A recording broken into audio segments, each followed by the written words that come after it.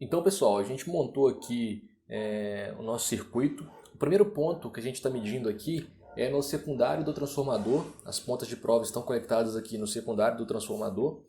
Esse transformador é um transformador que rebaixa de 127 para 12 volts. Então a função dele é só rebaixar mesmo de 127 para 12 volts, ainda em corrente alternada. Então a gente pode observar aqui no osciloscópio como está se comportando a forma de onda neste ponto. Então assim, é uma senoide perfeita, não tem nenhuma retificação, nenhuma distorção. Alguns dados que o osciloscópio já consegue medir aqui, que é a tensão aqui, que está em 13,6 volts nesse momento.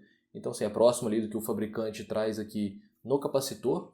Então assim, o nosso objetivo era esse, mostrar nesse ponto como está se comportando a corrente alternada aqui.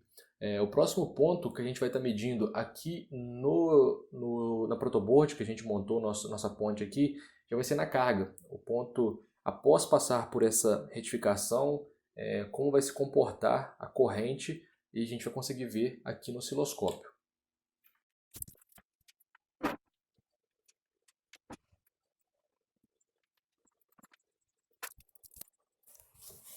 Bom, conectamos aqui o nosso osciloscópio na carga, que seria o nosso resistor aqui na protoboard.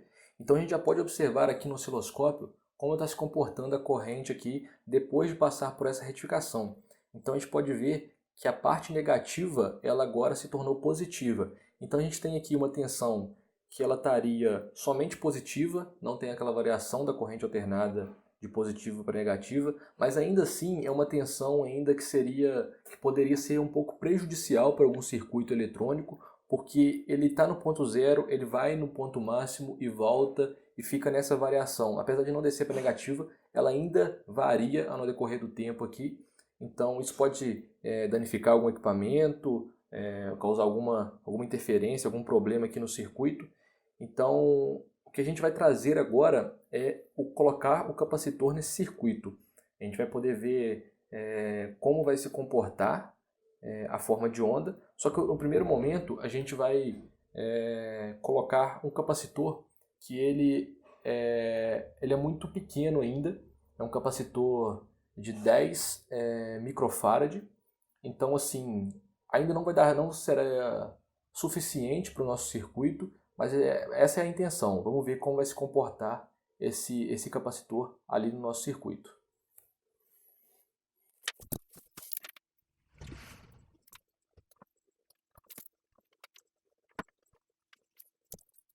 Conectamos aqui agora então o capacitor no nosso circuito. A gente pode ver que ali a forma de onda ali, ela tá um pouco mais retilínea ali, mas ainda assim não está o que seria o ideal, porque o capacitor neste ponto ainda está subdimensionado.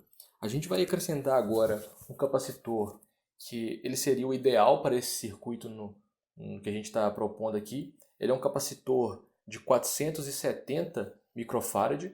Então a gente vai conseguir ver ali a diferença e a importância desse capacitor nesse circuito aqui. Conectamos aqui agora o capacitor de 470 microfarad.